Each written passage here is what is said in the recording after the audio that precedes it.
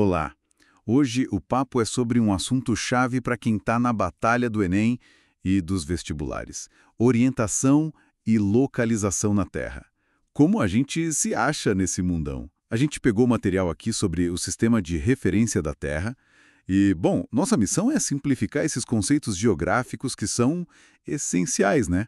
Vamos nessa. Com certeza. São conceitos básicos, mas olha, super importantes. Quem domina isso entende melhor mapa, clima, fuso horário, enfim, tudo que vive caindo nessas provas. Legal, vamos começar pelo começo mesmo. Tipo, antes do GPS e tudo mais. Como é que o pessoal fazia para não se perder? Usavam os astros, né? Sol, lua, estrelas. Isso. E também marcos naturais, tipo montanhas, rios, até o comportamento dos animais ajudava, sabia? Depois vieram os instrumentos, claro. Bússola, astrolábio. A bússola. Aí tem um ponto interessante. Tem sim, que é a diferença entre o norte, que a bússola aponta, o magnético, e o norte geográfico de verdade, lá no eixo de rotação da Terra. Eles não são iguaizinhos. Ah, é? E essa diferença tem nome? Tem, é a declinação magnética. É o ângulo entre esses dois nortes. É algo assim ainda relevante para a navegação mais precisa. Puxa. E falando em pontos cardeais, é bom lembrar daqueles outros nomes, né? Que às vezes aparecem na prova para confundir. Bem lembrado. Norte também é setentrional ou boreal. Sul é meridional ou austral. Leste, onde o sol nasce, é nascente ou oriental. E oeste, onde se põe, poente ou ocidental. É bom ter isso na manga, sim. Certo.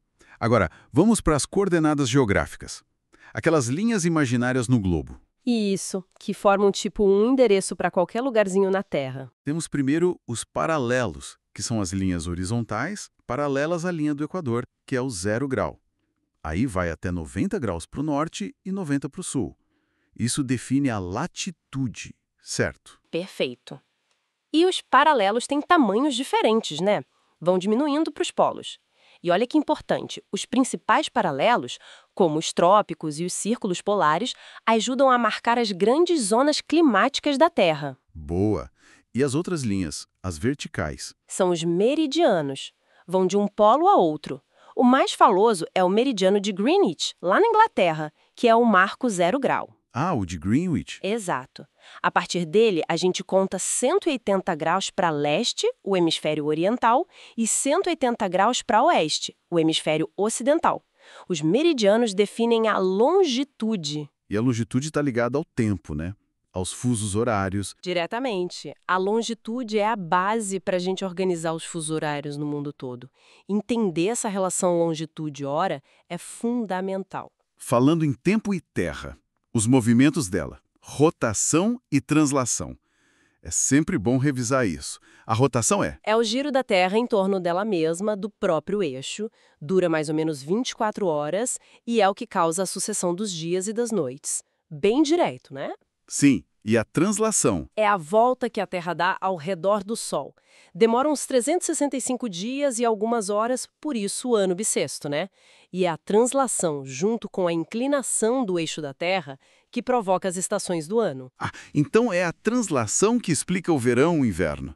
E tem aqueles eventos, os equinócios e solstícios, ligados a isso, né? Exatamente.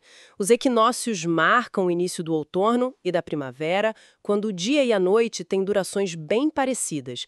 Já os solstícios marcam o início do verão e do inverno, aí sim com a maior diferença entre a duração do dia e da noite. Entendido.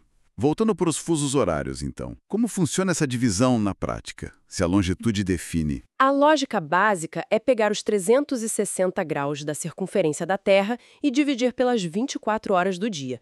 Isso dá 15 graus de longitude para cada faixa de fuso horário. 15 graus por hora. Isso.